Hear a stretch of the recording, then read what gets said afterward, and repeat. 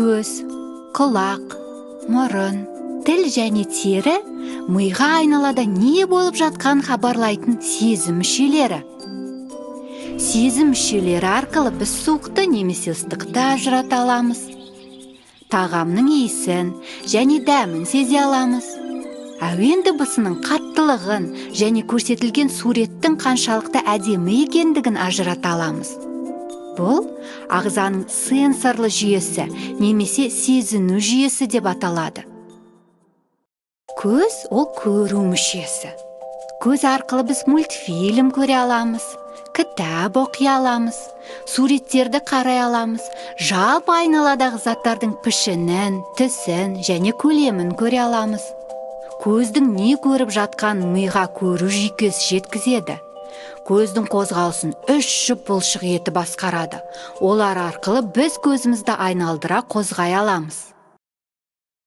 Біз дем алған кезде иіске жауапты молекулалар мұрынға терең еніп жабысқақ шырышты бетіне жабысады. Ол жердегі сезімтал рецепторлар иістерді ажыратып миға жеткізіп хабарлайды. Иістер қауіп жайлы хабарлауы мүмкін, жағымды сезімдерді оятуы мүмкін, немесе ұмтылған оқиғаларды еске түсіру мүмкін. Жас қосылған сайын адам айыра алатын иіс саны азаяды. Құлақ есту мүшесі. Ол қабыршақ пішіндес. Бұндай пішін біздің алыс орналасқан дыбыстарды есту мүмкіндігін береді. Құлақпен біз адамның дауысын, құстардың әуенін, жапырақтың бәсең сылдырын және дауылдың қатты дабылын ести аламыз.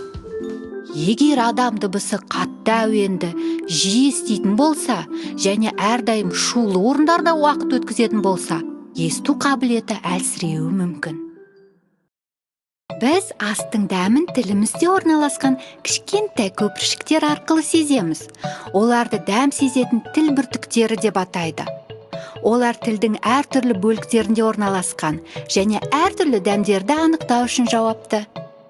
Тіл астың тәтті немесе ащы, тұзды немесе қышқыл, суық немесе ыстық екендігін сезінуге көмектеседі. Біздің тері мен бұлшық ет рецепторлардың арқасында суық пен жылыны ажырата алады. Біреудің қолының сипағанын, не түрткенін, қысым мен дірілді сезе алады. Бұл сезім түйсігінің жұмысы, оны сонымен қатар тактильді сезімталдық деп атайды. Көзді жұмғанның өзінде біз сезіну арқылы заттың ыстық немесе суық, жұмсақ немесе қатты, үлкен немесе кішкентай, тегіс немесе бұдыр екенін анықтай аламыз.